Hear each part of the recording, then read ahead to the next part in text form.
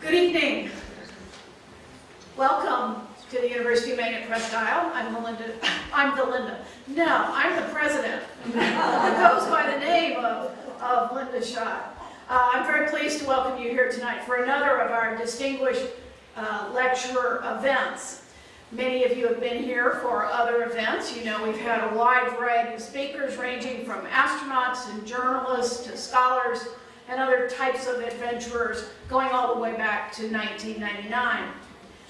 This evening, this particular talk also serves as the kickoff and keynote address for this university's University Day, a day where we celebrate our students' academic research, other scholarly work, and community service. So, are any of you here presenting tomorrow? Oh, look at that. Good job. So we'll be looking for you tomorrow, and the rest of you here, if you have free time tomorrow, we invite you to join us over in Folsom Pullen, where most of the presentations will be, or in Wadeen, where the poster session will be, to come and hear the work that our students are doing.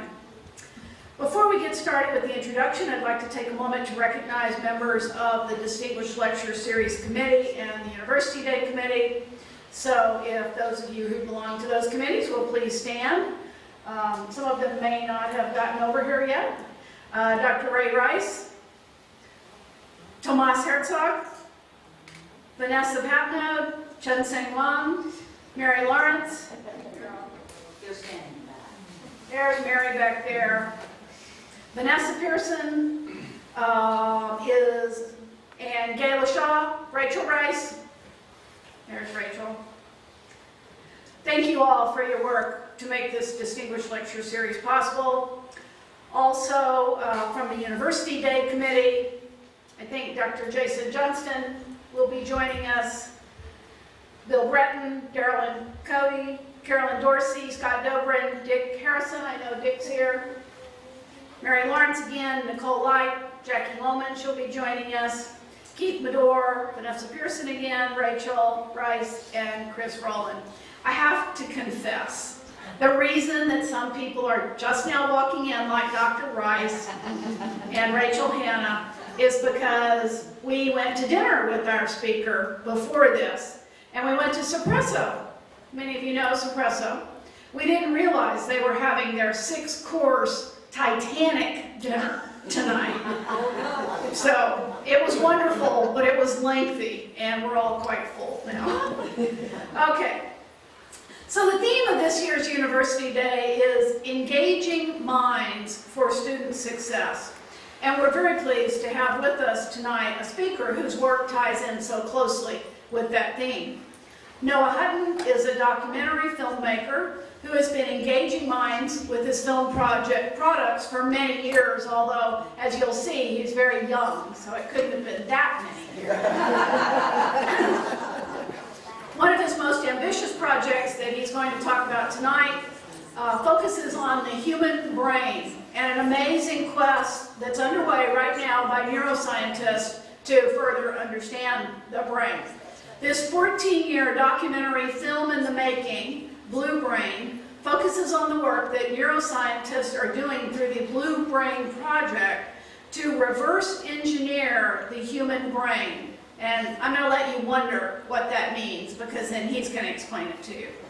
Not only is this a fascinating project, but Noah's work is also an amazing commitment to telling this story and documenting this race to understand the human brain.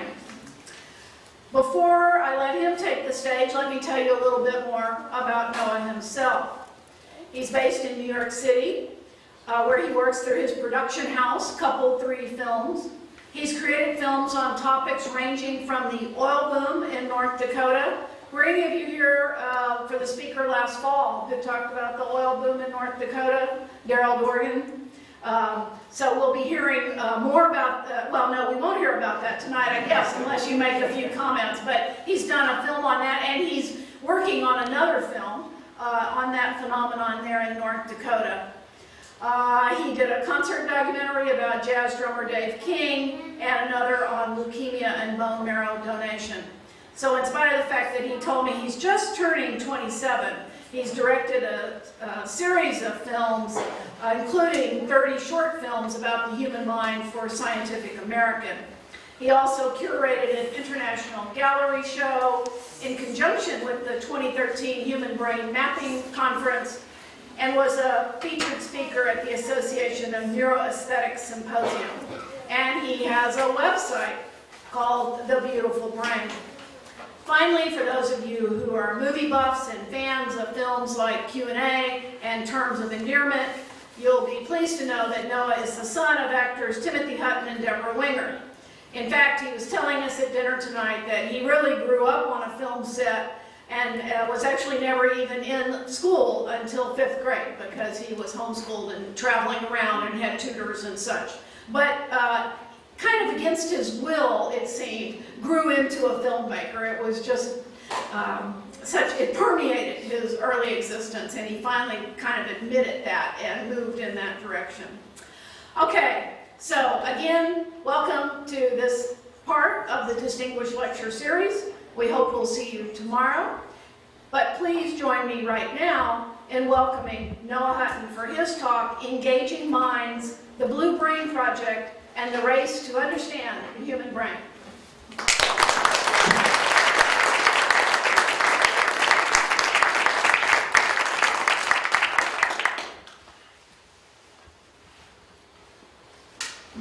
Thank you guys so much, and thanks so much for having me here. I'm honored to be part of the series and to kick off your university day here.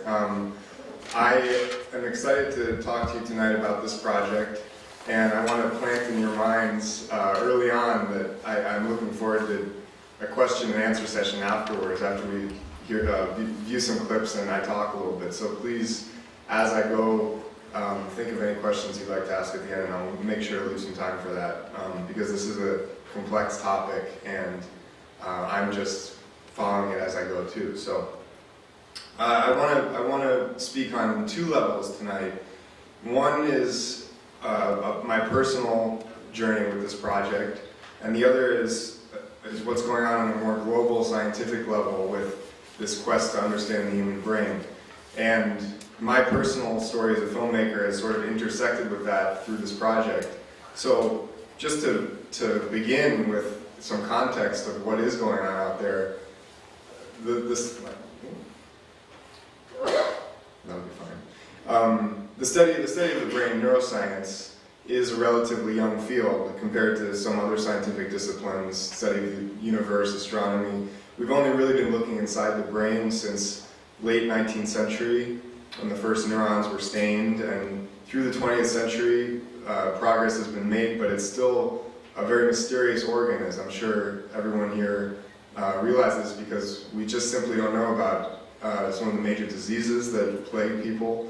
We don't know about how consciousness really works. We don't know exactly what a memory looks like inside the brain. There are so many open questions in neuroscience. It's quite staggering when you start to look at it. It's almost as if every time we learn something new, 10 new things open up as to what we don't know and what we need to ask our next question about. So as I have learned about the field, one of my takeaways has been how we really are standing at the beginning, at the early stages of what maybe explorers might have felt like setting across the ocean to the new world. And I look at some of the scientists I've been following with this project as explorers, to use that metaphor, who are setting across, trying to literally make maps of what they're studying, and using the best tools they have at their disposal, but realizing with each mile that they traverse how much more is in front of them. You might remember that George Bush Sr. dubbed the 90s the decade of the brain. That was bringing us a little closer to the present, but strides were made in the 90s, but we didn't necessarily unlock the secrets any closer than we have today. So now in 2014, we have in front of us really a global doubling down on neuroscience that's just been taking off exponentially in the last 5 to 10 years. So that brings me to my own story and engagement with this topic.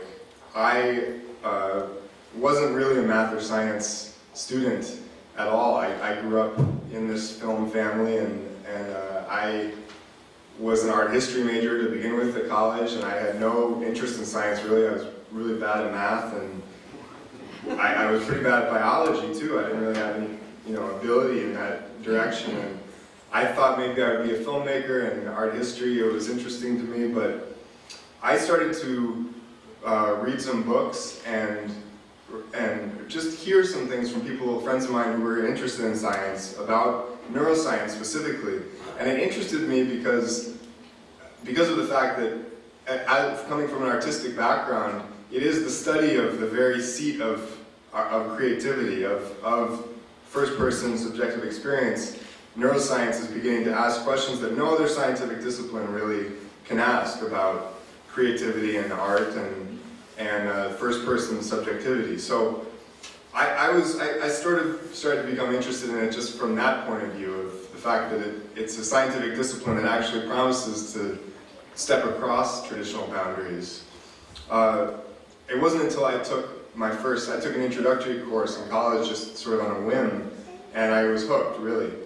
I was hooked by some experiments that maybe people have heard of in the early days of neuroscience, treating patients with epilepsy, with seizures that would spread across the brain, often to localize the site of a seizure. There were sort of gruesome surgical practices that have since been outlawed, but were originally in place, where you sort of go around and poke with electrodes, or maybe even sever entire parts of the brain off to isolate the seizure.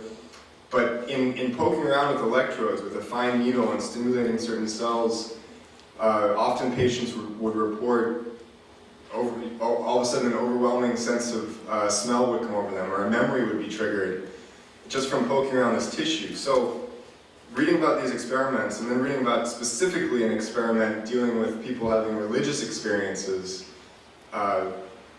monks, nuns, priests, people who report the highest levels of religious experience being put in brain scanners and achieving their religious experience in the brain scanner, all showing a very similar pattern of activity in this one little part of the parietal lobe that deals with orientation in space. And it was almost as if all of these people, if you looked at it from the outside, were having a stroke. It was stroke-like activity seen across religions, across cultures.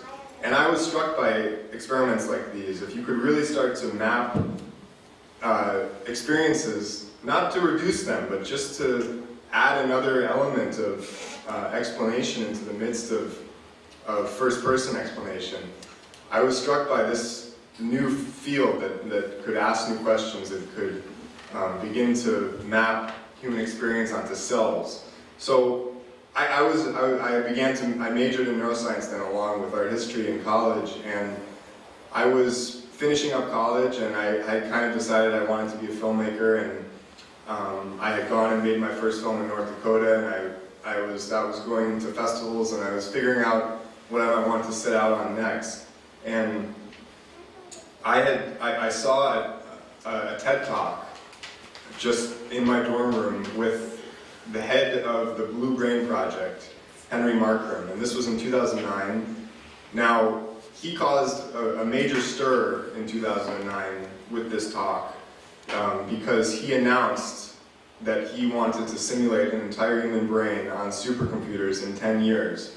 Most neuroscientists will tell you that 10 years is completely unfathomable for understanding the human brain. We're going to need a century, maybe even more. But he said he was going to do it, and he was going to do it in 10 years, and there's a very specific way he was going to do it. He was going to reverse engineer each physical detail of a brain by building it in 3D digital space, basically rendering it in a digital environment, but getting so fine-tuned with the specificity of the details, every little molecule, every little cell, that by creating that simulation, if all the physical properties were there, if you believe that the entire mind is based on these physical structures, poof, that would be it, we would understand it. And this is how he presented it in the TED Talk, and I was taken by this, and I was taken by the ambition and the certainty with which he presented it. And I was also taken by the timeline, of course, the 10-year timeline. So I thought, as a historical record of this quest, making a 10-year film at that time would be an interesting quest of my own as a filmmaker to set out on. So I got in touch with him, but with the professor's help through email, and he agreed to, if I could get myself to Switzerland, where they're based, in Lausanne, Switzerland, if I could get myself there, he would give me an interview. He just promised me one afternoon. So I was going to go propose this whole thing to him, and I had read up on the project, and I was excited. I knew about the controversy, and I went over there, and I sat down, and the first clip I'm going to show you is from that, which was year one of my film. And all I have to say about it is I've improved. I think I've improved as a filmmaker. The project has changed a lot, as you'll see, the scientific project. So there's been a coevolution on different scales. But just to preface you with that, I was basically trembling. I couldn't even set up my camera correctly. If anyone knows about cameras, there's a setting called gain, which is like you pump that up if you're in a dark room and you need some light. I, for some reason, had pumped that up to the highest setting, even though it was a perfectly bright room. So there's like all this grain over the image you'll see. Anyway, this is year one. I'm going to show you the clip. And I put it together into a piece, and this introduces you to Henry Markham and the Blue Brain Project. So this first clip you'll see is a combination, actually, of years 1 and 2. So it's going to segue then into year 2.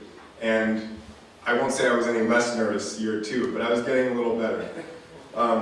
But this is about a 10-minute introduction to the project, and then I'll talk more about how things evolved after that. So if we could possibly, thank you.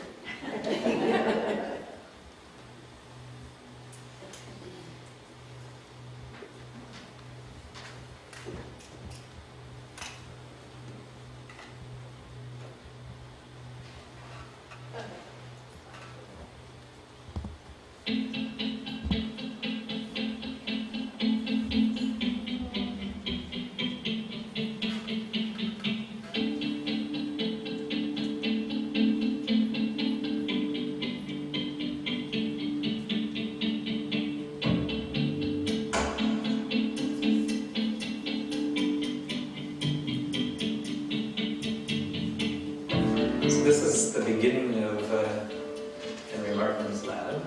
I've been looking at the brain at many levels, at the molecular level, the biophysical level, cellular level for many years. And we've got rooms where the brain slices are prepared. The only way we're going to be able to fundamentally understand all the interactions, these millions of interactions, is to put a model together that will bring all the parameters and the interactions together. And the goal of the Blue Brain Project is really to build a facility. It's not just to build a model, it's to build a facility that is capable of building brain models across all species, focusing on mammals, across all species, until we get the capability and capacity of the facility to such an extent that we can build a full-scale human brain model. Yes, we would be able to, if we do this correct, it will speak languages, you'll be able to teach it languages, it will have an intelligence, you'll be able to dial down a molecule and see that you drop the IQ, dial up a molecule, see that you raise the IQ. I predict that you would have it at that level where we will understand what is the molecular, the genetic, the cellular, synaptic circuit mechanisms behind intelligence. You try a drug for depression, 2 months later you come back, you say, it didn't really work, we give you another one. And for none of these drugs, hundreds of diseases of the brain, there's not a single drug that they know what it's really doing in the brain. What is the impact? They're giving you a drug, they don't really know. They know that it's not going to kill you, because the FDA wouldn't allow that, but basically they don't really know. And it's not a disease that we really understand. What has gone wrong? Why is the circuits wrong? Are the circuits misfiring? Do they have a short circuit somewhere? We don't really know. So, should we continue that way? In another 5 or 10 years, even in 10 years, everybody's going to live another 10 years more. That means that probably 50% of the planet is going to suffer from Alzheimer's disease when they get older. What should we do? Should we not address this? we're not going to solve the problem the way we are doing science today. It's not going to happen because it is too complex, it's too interactive, there's too many factors. We've got millions of proteins, billions of neurons, trillions of synapses. You're not going to develop a comprehensive understanding of the causes of these diseases, and you're not going to develop treatments unless you're able to put them together and simulate the interactions. So here is really the inner core where everybody works. You've got visualization experts, we've got a postdoc working on molecular level modeling, experimental workflows, all of the pieces of testing the neurons, building the models, testing the network. What is the code that's used to represent information in the brain? The brain, it's an information processing machine, it's a computer. You look at a computer, you know how it does it. It's got zeros and ones, and it represents everything in zeros and ones. How does the brain do it? We need to understand the ion channel behavior, and we need to characterize that in a very controlled condition. And so we have a robot where we actually record from CHO cells, these Chinese hamster ovarian cells. And these have the ion channels. There are 200 different ion channels in the brain. And then we've got software that allows us to automatically build a computer model of the ion channel and use that in building the large-scale circuit. I've learned more in these last 3 years than I've done in 20 years at neuroscience.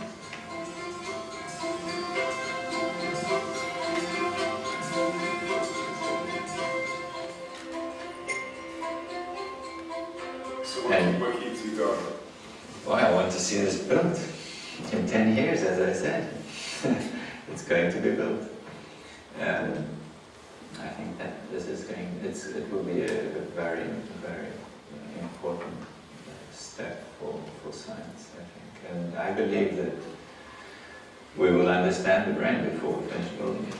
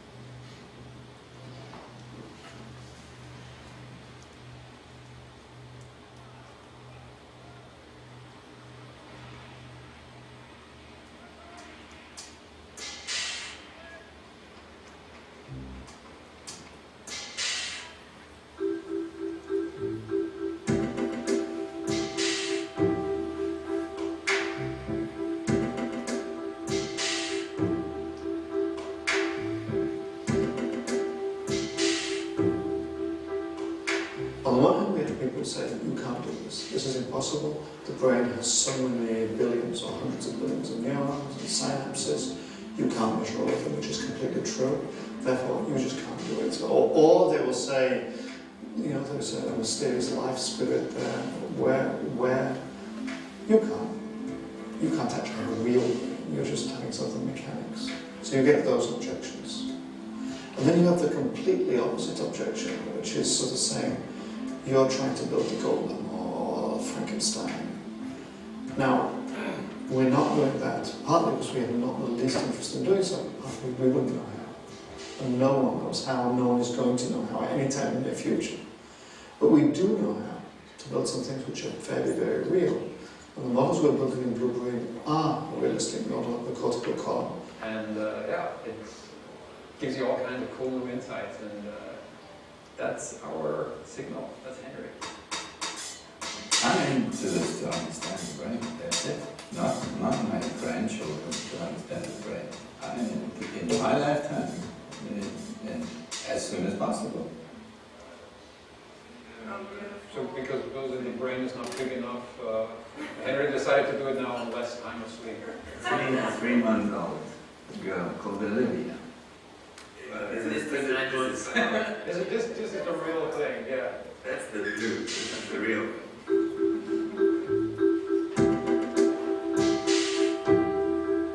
And we're here in the third floor of one of these buildings, which is dedicated space for the Blue Brain, starting from September. So that I already 3 months, 2 months and a half.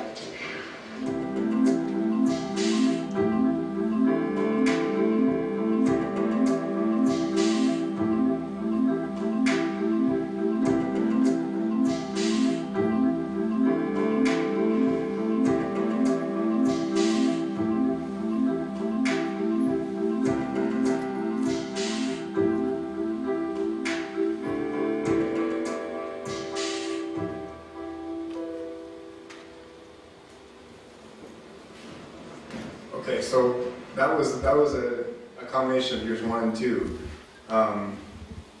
Briefly, what I've been doing is I've been going over there now, and each year I put together a little piece like that, and I put it online, or I go present it somewhere, and I presented it over the first 3 years of the project at Google each year for a room of scientists, and that began to inform my direction for the following year. So it's been interesting to make a film where it's evolving, not only with the subjects who get to see it each year, so Henry gets to see how I portrayed him the previous year, but then also to show it to a general crowd of scientists who might object to what the aims of this project are. I just think it's unreasonable and overhyped, and then to get their feedback and begin to incorporate that the following year in the project. So it's very much like a living document.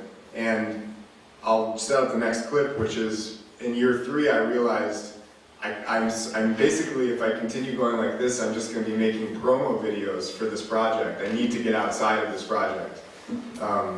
This is one way to understand the brain, but it's not the only way. And this is what I began to learn as I would show it to other scientists. I would get their feedback that there's our big chasms in the field right now among different groups of people who think we need to do simulations on one hand, on supercomputers, people who think we need to map actual tissue, and it's wild to see how different the approaches are among the highest levels of scientists. There's deep debates that go on. So I decided in year 3 to go and find some of this criticism, to try to inject some more drama into the project.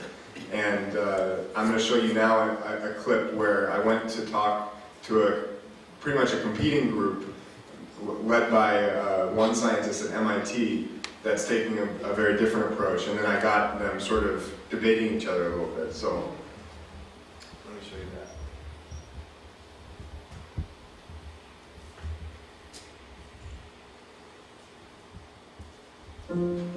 Okay, in principle, mapping a brain and simulating a brain are 2 projects that depend on each other.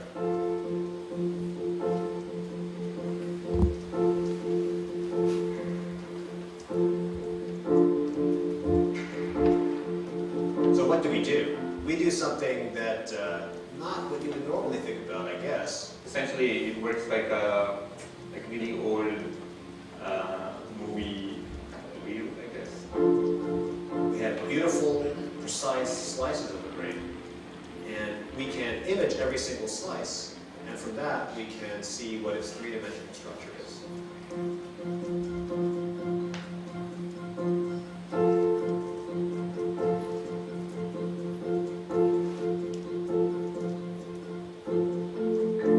So once we have this, we can export it and load it up in 3D Studio Max and make nice colorful renderings.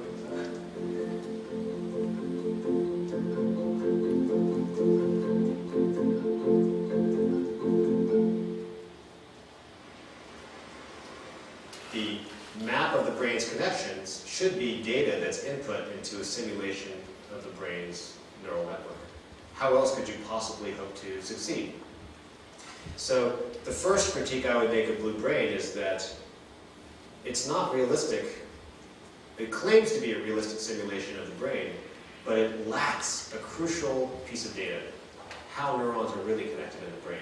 And how are we going to get how they're wired exactly the right way without looking at how at least one or two of them are wired exactly the right way? We don't know for a cortical neuron how it's wired.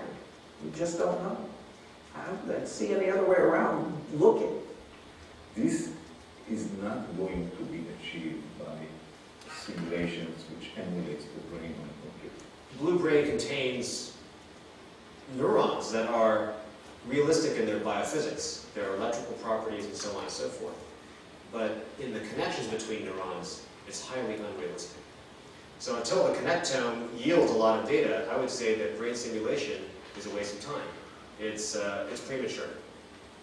Why is someone who is sort of the face in the US now of the connectome push, why is he critical of functional brain simulation, and what is your attitude towards connectomics? I mean, it's a complex answer. I think at the root of the problem is that we're dealing with a cultural change. You do the connectome, you scan one brain. Okay, it's one brain. Are you going to know what's in the variant if you don't do it a couple of times? No. You take an ear microscope and try and do 100 milligrams. You can take up the same. You know, maybe we see the value in their data and they don't see the value in their models. Okay, it takes time. You know, the Blue Brain Project doesn't compete with anybody. There is no competition. I don't see anything that anybody's doing out there as competition. What Blue Brain is about is triggering synergy. Well, I would ask you this. So they showed you a simulation of some neural activity pattern inside this, right? Suppose it had looked different. How would you know that that was wrong or right? Well, I would. Yeah, how would anybody know what was a wrong activity pattern or a right activity pattern? Well, if they connected to a bat, and then you have a counterpart where navigate a maze, would you be convinced that? Well, I think one proposal is that if you could simulate the entire human brain and it turned out to be intelligent and behave like a human and talk like a human, then the Turing test, then we could be satisfied that it was successful. In the meantime, what do you use as the sign you're going in the right direction? So any kind of long-term goal requires milestones. What are the milestones that we can propose to show that this project is going somewhere? That is, I think, completely missing. You are your connectome, as Sebastian says. You are, and it's right, you are your connectome. I don't have a problem with it. It's just that what we are digging at is actually something even more fundamental to that. Is that you may be your connectome, but what is the human connectome? What makes human I the same? Alright, and we have differences, but it's on top of a human invariant connectome. What's the minimum I can measure about the brain to reconstruct it? Okay, that is the challenge of neuroscience. Very much against tradition. Naturally, I think it would have progressed. This is not easily accepted. The European Commission funded us for 1 year to go to the Hutton study. So that study is a series of recommendations about how we think Europe should do brain research. The scope is different. And the European Commission thinks it can give us an answer. Who's one? There are 6 competitors for 2 projects. So 2 out of 6 will win. And the European Commission thinks it can tell us that in the early months of 2030. We would expect to sign a contract if we win around about September or October next year. And then we start. So that is, I can thank you very much for your attention.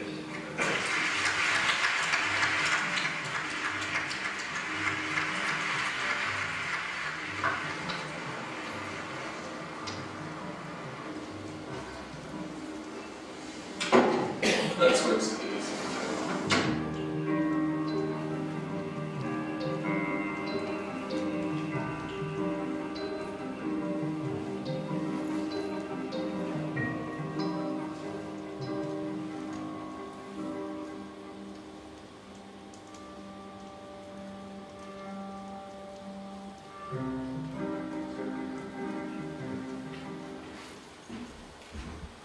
Okay, so the end of that piece just set up what was about to happen this last year, which was a major competition in Europe to decide who was going to win this huge flagship award. It wasn't necessarily going to be a neuroscience project. In fact, Blue Brain project was the only project that had to do with the brain involved in the final group of 6. So they were waiting to hear, and that's how I left them this past year. Now, for my own process of making this, when I did this and I had them talking to each other and then put it together and each of them saw it, the next time I went back to Switzerland to start shooting for year 4, they wanted to have a serious conversation with me about how I was going to handle criticism of their project moving forward. So we had to have that talk, which was good. I mean, it's this very fluid relationship where I'm now friends with them, and I even have had dinner at many of these scientists' homes, and I consider them friends at this point. Yet I'm also making this film about them that isn't a film yet. It's these short pieces that eventually will be all re-edited into a feature at the end of this. So we had that conversation. We figured out how to improve our communication moving forward, and just like any kind of good talk like that, we figured it out, and I shot year 4. And year 4 is definitely where the scope got bigger than it had been in any of the years before, and globally, I don't want to give it away yet. I'll show you the next clip, and then I'll sum up. But the stakes were raised this past year, and maybe some of you heard the announcements made on both sides of the Atlantic about big projects. But I'll just play the clip, and then I'll talk a little more afterwards.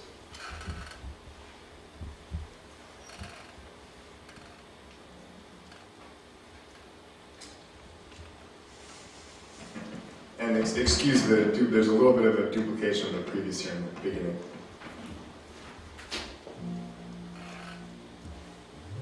You see a visionary, and I never met many of these, but it's clear that this is a visionary.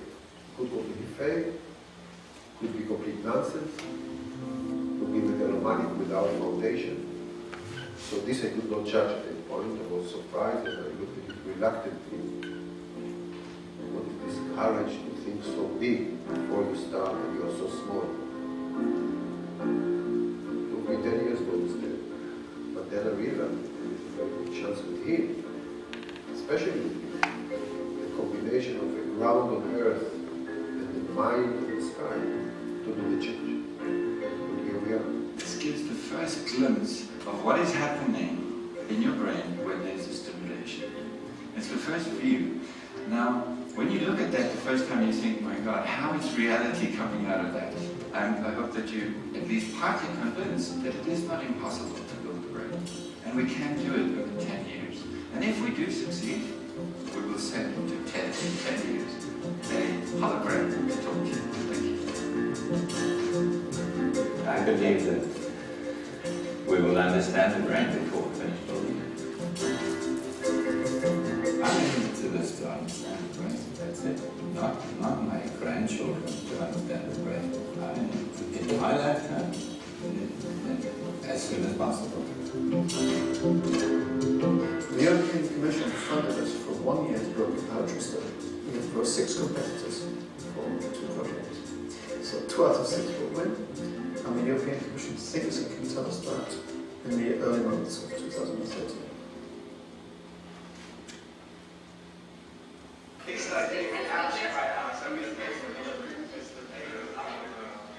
You put 10 years of your life towards a project.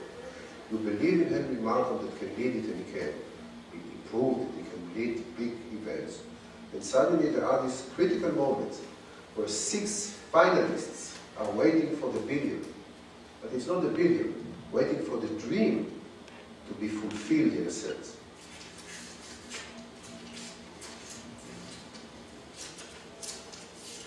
There was one day, the day before the announcement, that there was this uncertainty that killed us all, myself, Henry, going all around trying to get rumors of this man who knows more about this man. We heard a very significant rumor from a very reliable source, and very respectable person. We heard that we had lost.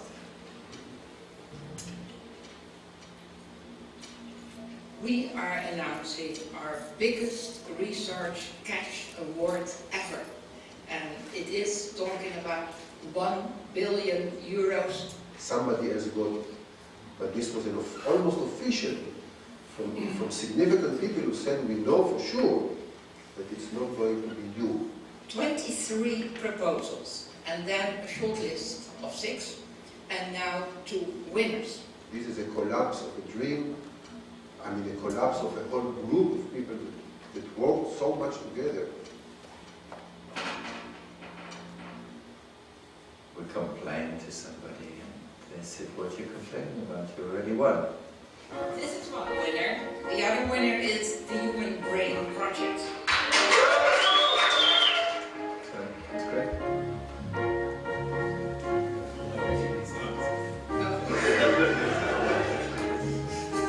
Okay.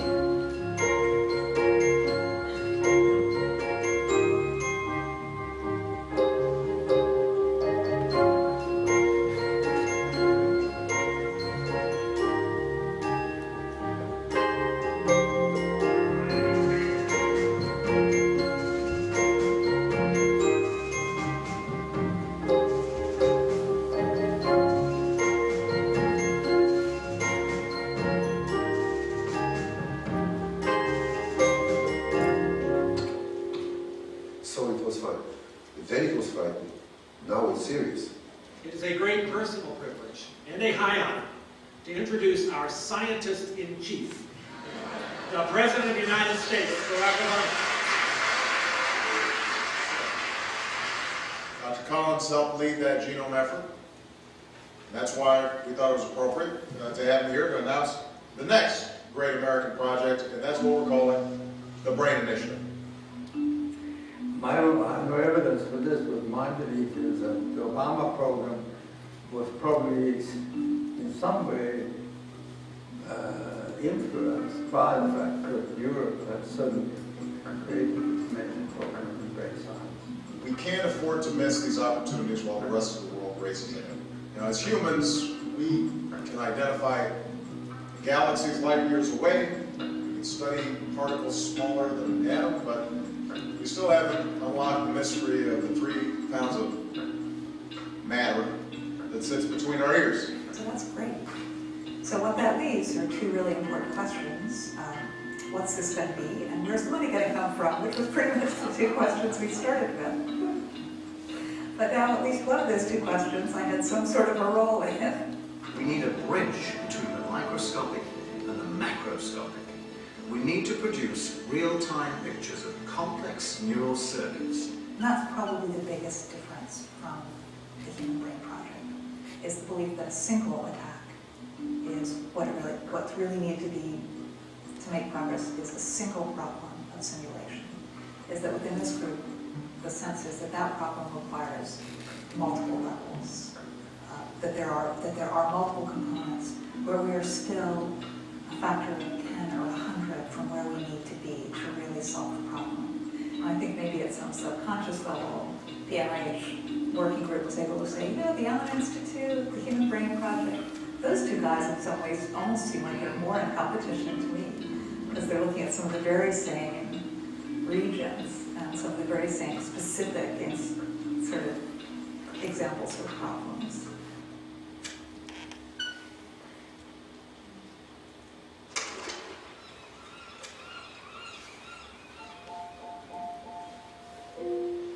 It's like in Germany, you can wear anything as long as it's black and gray. The great thing with the West Coast is, guys can dress all different colors. So it's still unclear what exactly that will end up with. But one possibility is there will be a series of grants to which we, like anybody else, can apply to and will apply to. I think we should be in a very good position to obtain some of that funding, so we can, because the work we're doing here is exactly along the lines of brain. We're developing technology and instrumentation to map the brain in a very high resolution. We're getting billions of dollars again worldwide in neuroscience research, and we can't claim we're in the early phase of the field anymore. So now we want to do things systematically, where we take one particular problem, let's say how do we see, for instance, and take one particular animal system and really run it into the ground, study it comprehensively with highly reproducible methods, and that's why a place like here, we just single-mindedly focus on discovering the principles by which the brain, in our case the cortex, works. I think it's a wonderful place to try to develop this new kind of science. So some scientists, among others, the technologists say Kurzweil, and others believe that very soon we'll understand the secret of the brain and we'll be able to simulate it A on a computer and B to fully understand it. I think that's illusory. I mean, it depends of course what you mean by understanding, but any reasonable definition of understanding has to be confronted with the fact that today we don't even understand the brain of one of the simplest of all multicellular creatures, meaning the brain of the roundworm, C. elegans, that has 3 and 2. In fact, some philosophers argue that the situation is so bad, like I call it again, that we'll never understand it, which of course is defeatist, which I think is also unjustified. So I think that these two positions we'll never understand, we'll understand in 10 years. I think we're somewhere in the middle. We've worked since a number of years with Henry Markham and the Blue Brain Project at Lausanne, which of course is one aspect of the Human Brain Project. They have this wonderful expertise in modeling the brain. There's no reason why in the world why we shouldn't sort of take advantage of that. We have all this data they would like to simulate, so we are very natural partners to collaborate. We need all the help we can get. So the more actors involved, the more different institutions, companies, countries, for example, it wouldn't surprise me if China soon announces a really big project because it's almost like the space race now, like we all need different projects. I think it's a better. Can we introduce the count? The Count from Count, its main job is to assure, to keep us on the next bit and narrow, so he likes, as we all know from watching Sesame Street, he likes to count. The scientist, of course, it's ultimately about numbers and getting, and that's the stuff you work with, right? So that's why he's our patron saint.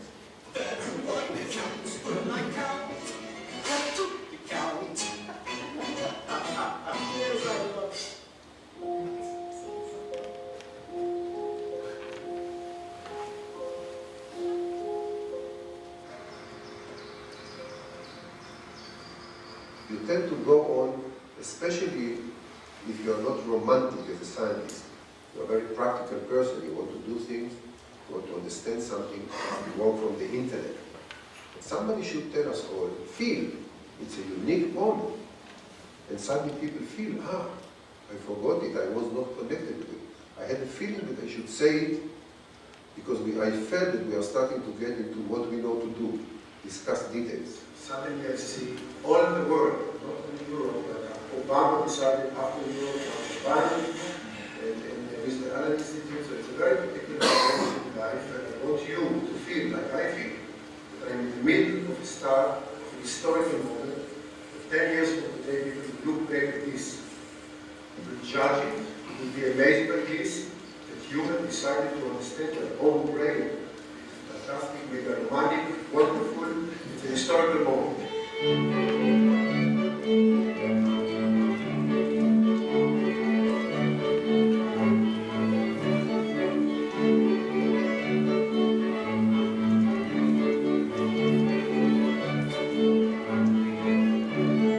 The beginning of the 21st century of the brain. You have to know that.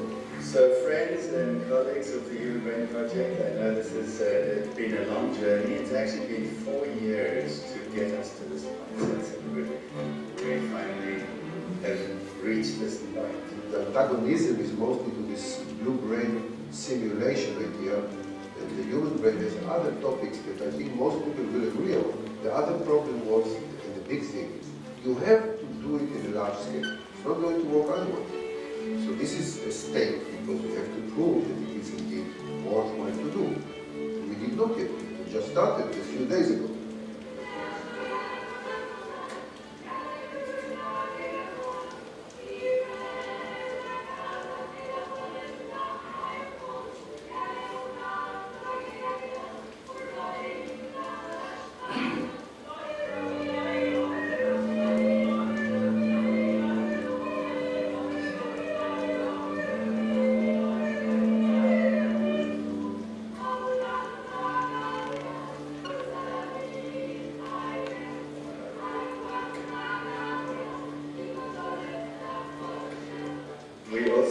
have with us the great honor to have Torsten Wiesel, who, as we all know, won his Nobel laureate. My background is pretty much single cell work and trying to neurocircuitry at the more cellular level rather than the big picture of the brain. So I think, I don't want to be cynical about this issue because I think Henry has a vision. I mean, I don't agree with some of the overstatements made by in the program here. But the vision is there. I mean, that's a contrast in the Obama program. There's no vision, there's no, except to cure certain diseases. But here, what I like about the Human Brain Project is that, you know, it's looking into the future, and we don't really know exactly what the development will be, but at least you are providing the machinery to make it possible to make major steps forward. That's sort of to me the reason why I got involved at all. How are we going to handle disagreement? We've all taken a huge leap of faith by committing to HDV, by committing to sharing our data, our tools, our ideas, our thoughts with colleagues from 80 of the over 100 different labs, a lot of whom we don't have personal contact with.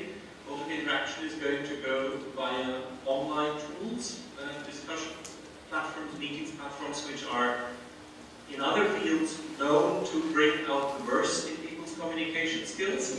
Very, very good. I mean, clearly we're going to disagree. Let it be debated. Let it be crowdsourced. And, you know, if we can't take that risk to put our idea out into the crowd, at this point, a closed community. If we can't take that risk, and we would rather, you know, be so sure about how we are coming up with the idea, and we don't actually want to be confronted with a crowd, well, that's the traditional way.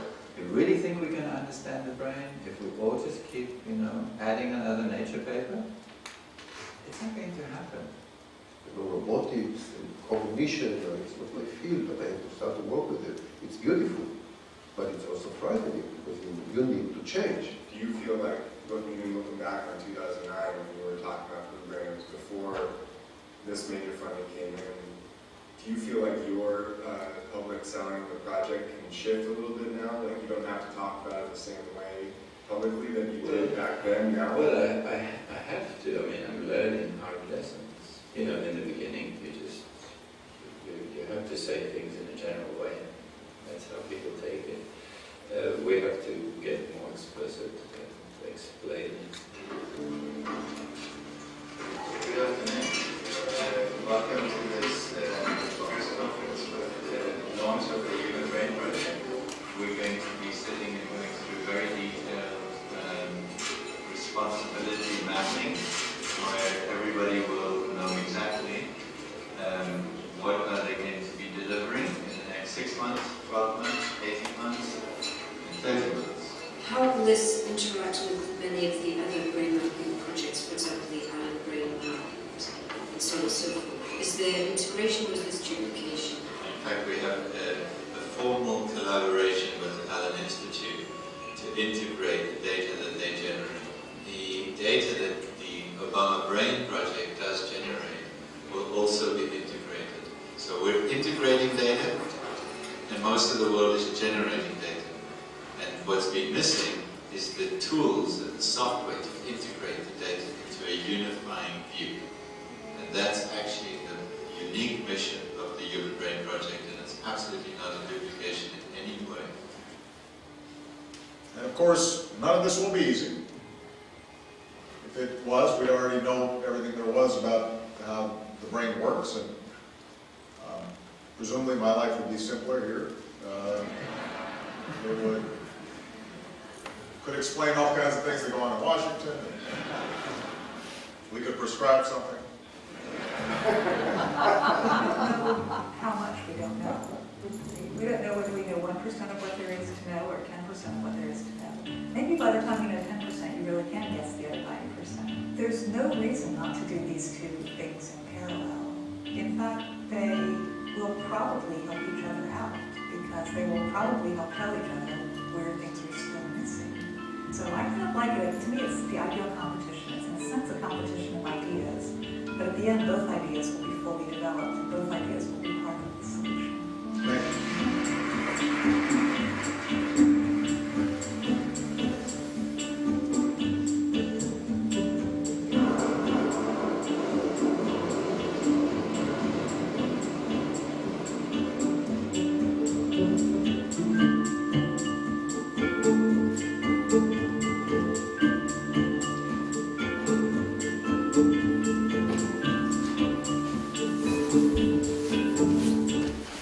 Okay. So that's as far as I've gotten so far with the film. I just want to wrap up by saying, I'm going into year 5 and it's rebooted now. So the reason this is a 14-year film now is that there's 10 years from the launch of this Human Brain Project going forward. So I'm now in it for another 10 years and maybe more. I mean, I'm kind of playing it by ear too to see what happens. At a certain point, hopefully it'll make sense to make a feature film out of all this material if there's a major breakthrough or if there's a simulation, a full brain simulation attained. Any milestone like that is probably what I'll be looking forward to make my film. And on the personal level, I through engaging with neuroscience with this project, I feel like neuroscience has become a sort of philosophy that I look at the world, a lens I look at the world through now. There are many lessons, not just from neuroscience, but just from understanding how scientists work, that I've come to appreciate just the fact that nothing is too secure, that if you have to be open to new facts and have the awareness of the world that if a new finding throws off something that you thought was bedrock before, you have to be willing to go back into that. It's sort of like that game Jenga, if anyone plays that. But that's how I think of the discipline of science now, is that you have to be willing to take out that bottom Jenga piece and replace it with an updated fact. So there are ways of looking at the world I've come to appreciate by making this film and talking to these scientists. There are also details of neuroscience in general and the way the brain works that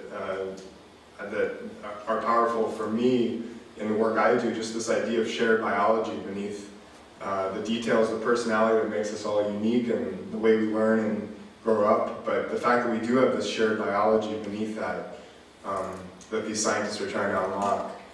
These are some of the lessons and the reasons they're in it, to understand the brain, but that I've taken away from the project. And that inspired me to keep going and making the film. So I'd be happy to take any questions anyone has at this point, any part of the project. Yeah.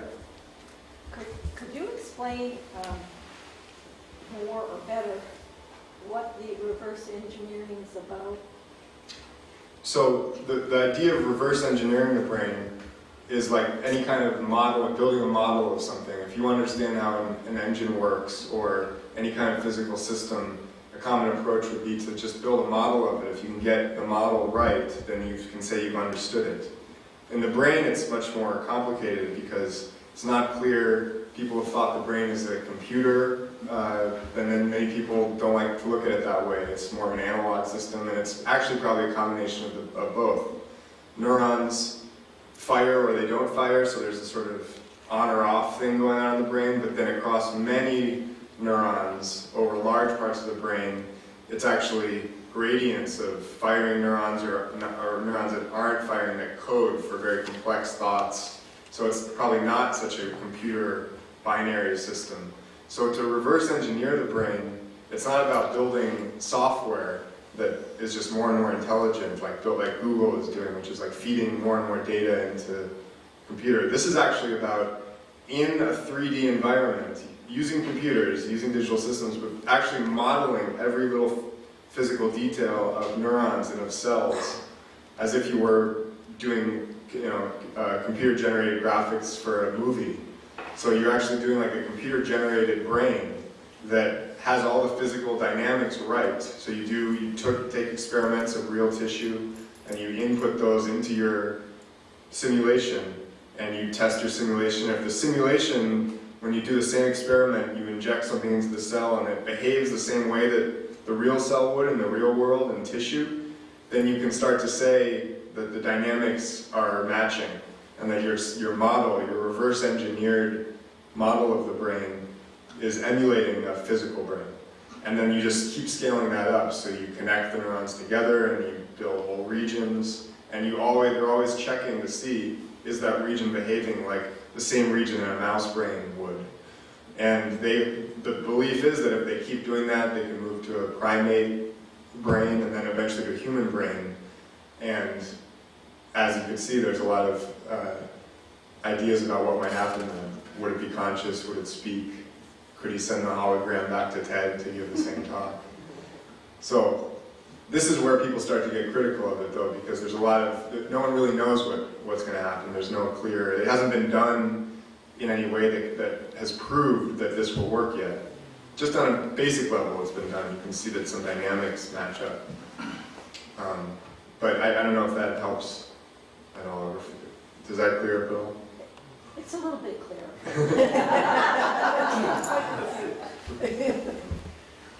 About the term, it's partly about the term itself.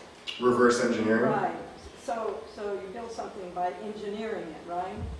And when you're reverse engineering, I don't know. Well, you're basically going from the bottom up with all of these pieces of the brain, these neurons. We see what's the output of behavior of any of us, of a body, of the physical system.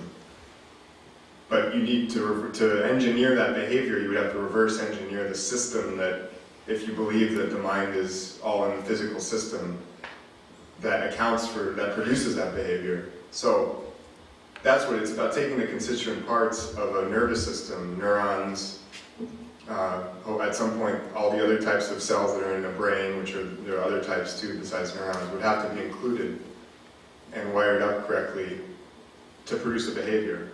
And so that's what the reverse engineering is taking all these elements and engineering them into that system. Yeah? Noah, can you speak a little bit about your learning of how science and scientific method and the creativity, like what you learned that and how possible that evolves through it, through the process that you come across?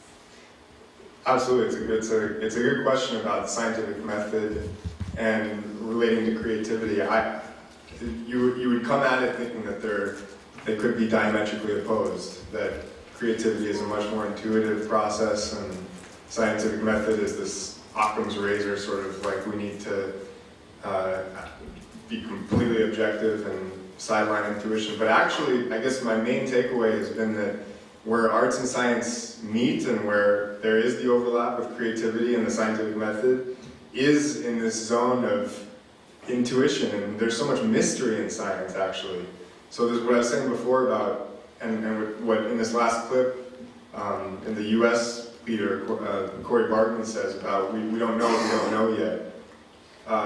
This is the overlap I find, is that often the best questions in science and the new direction that these projects are taking are guided by the same kind of intuitive forces that I find are present in the creative process. And science is actually highly creative. So I think actually both disciplines stand to gain from absorbing the lessons of the other, that scientists should really embrace their creativity and their artistic side in a way, and not be afraid to show that side of themselves. But artists too, there's a rigor in the scientific process, and what I said before about never being too certain about any fact.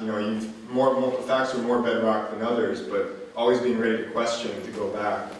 That's a good thing for artists to do too with their work, and to always start fresh kind of. So that's what I've found from just doing this film. Yeah. I have a couple of questions. They want $1 billion to fund them. How are you funded?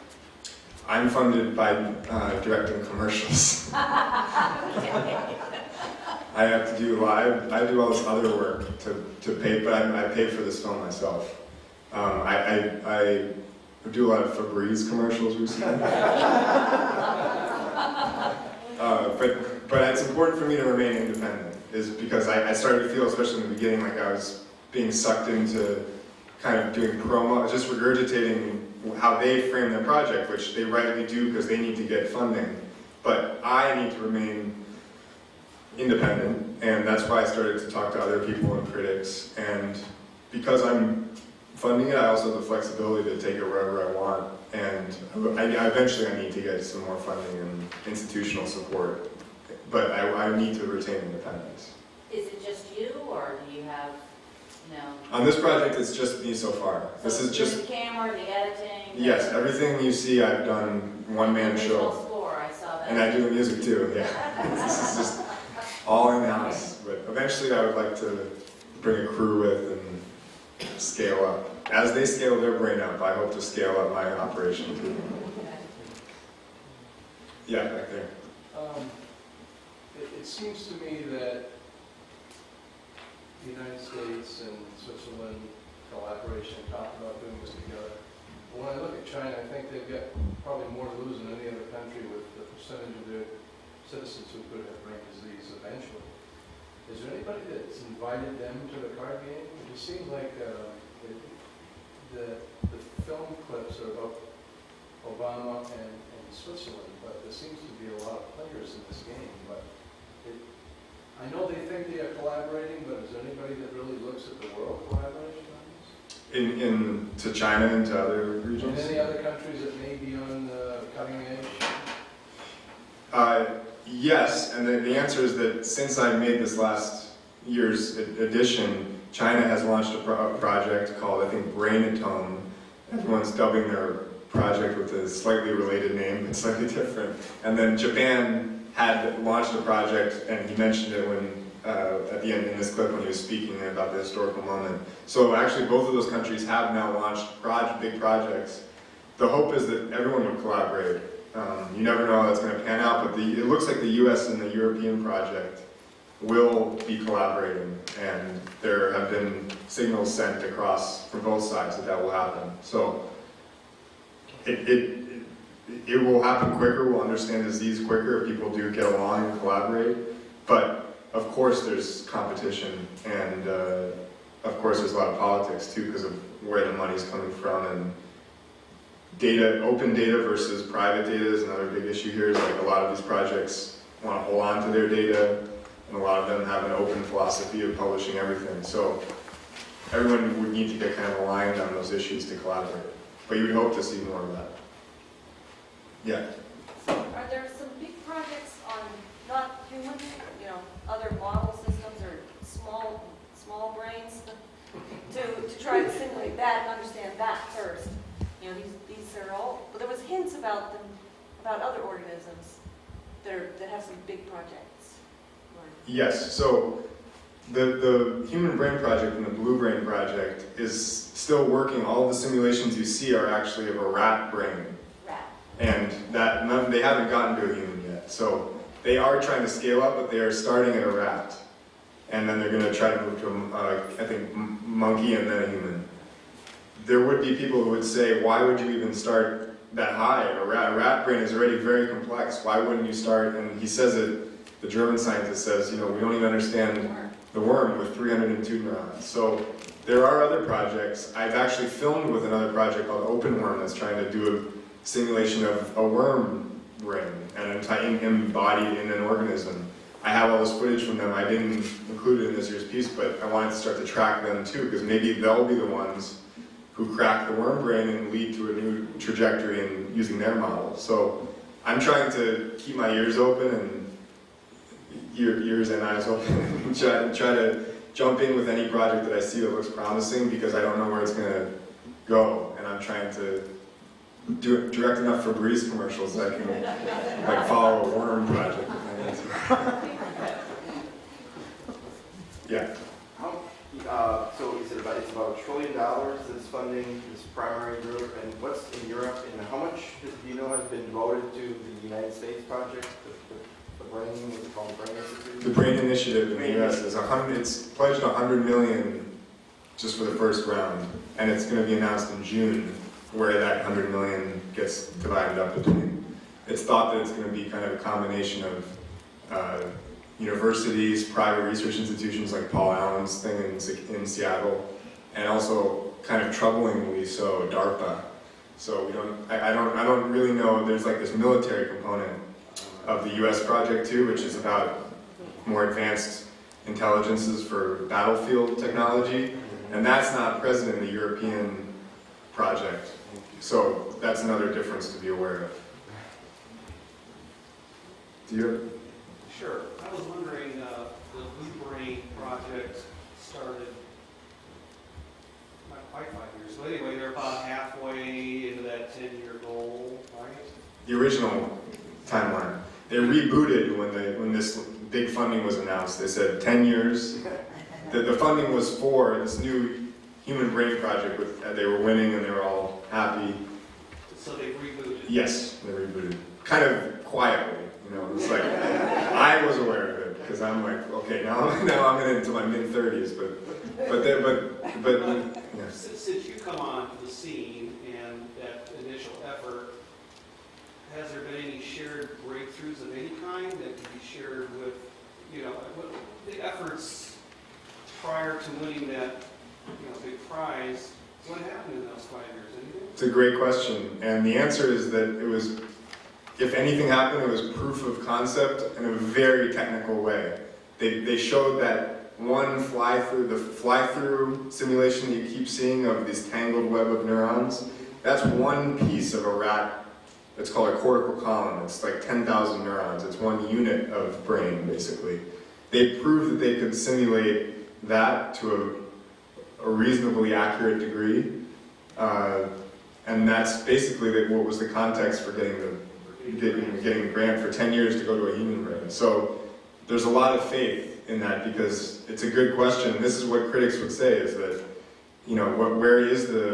how do you know that it is the right activity? Where is the milestone? How do you know you're on the right track?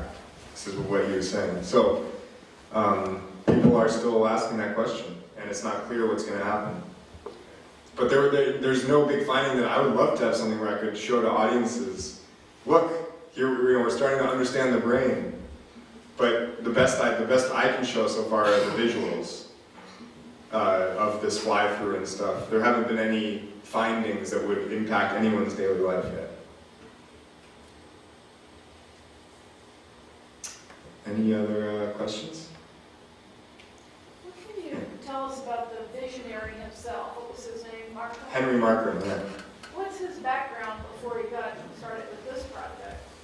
He was a heroic single-cell neuroscientist in the 90s, meaning he wrote key papers just studying single cells, very different than what he's doing now. And they were a foundation for this kind of neuroscience, which still happens in most labs around the country, is people just studying a cell or two and seeing how they connect, how they fire.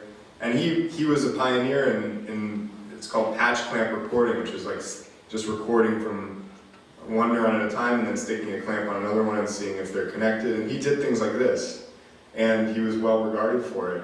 And in his personal life, the way he tells the story, and I haven't gotten into this yet in the films, is that his son was diagnosed with autism, and this led to a sort of throw everything up in the air. How are we going to tackle these big problems in the field? We need a new approach. And so now he has this visionary attitude about him where people get behind him because he's so driven and passionate, and I've seen it firsthand. I mean, you really believe, when I'm there, I really believe that they're going to do it, and then I go talk to someone else and I'm not so sure.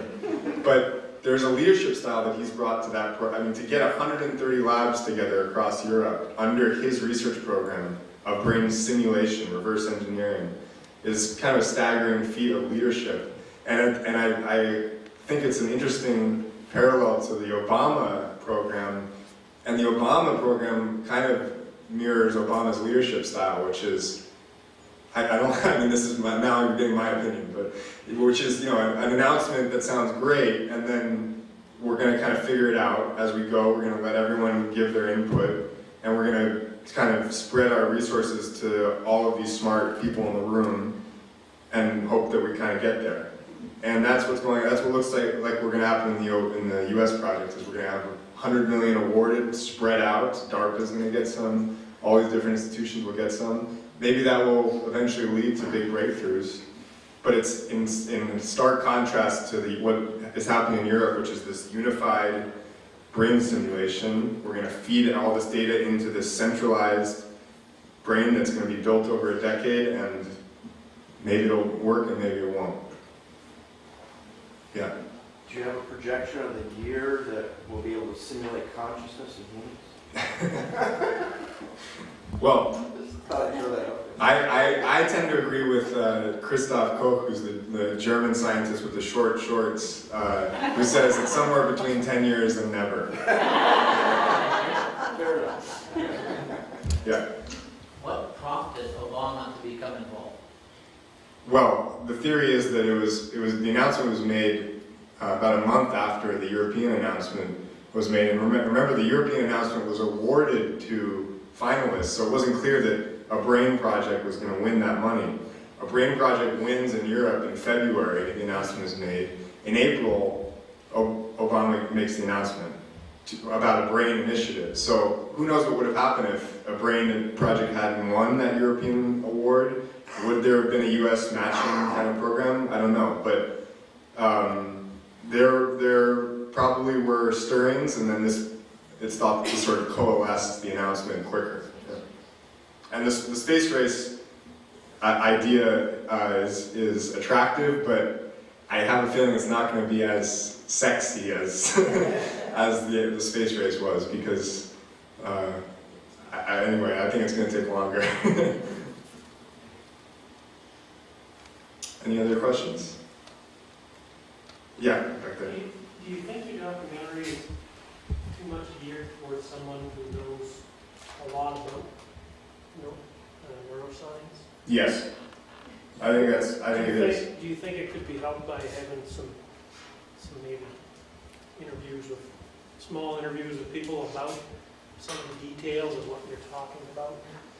Yes, and when I make a film that's meant for release in the general public, it would not feel like this. It would have introductions to what the brain is, to what simulation on computers even is. It would be, I would try to answer your question about reverse engineering by looking at old attempts at reverse engineering systems, and I would set all that stuff up when I have the money.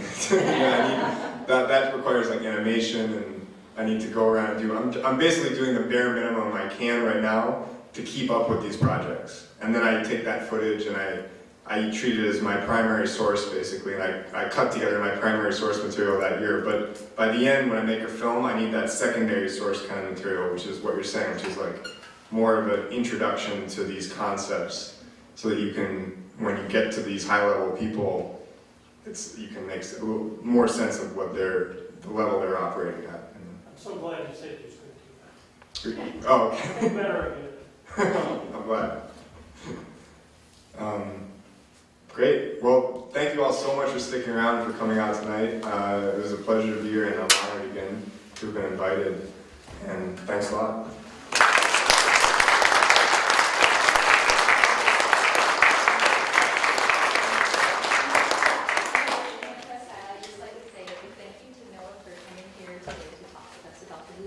Project, and he probably doesn't, I don't know if I'm going to get in trouble for saying this, but he drove here this morning from New York City to be with us tonight. It was wonderful. It was a great presentation, and though we do not have a blue brain for you, though, we do have a brain on behalf of the University Committee. It is a handout that we're giving tomorrow as part of the university day. So thank you very much. I didn't have any for you, but we felt this was kind of fitting. Thank you.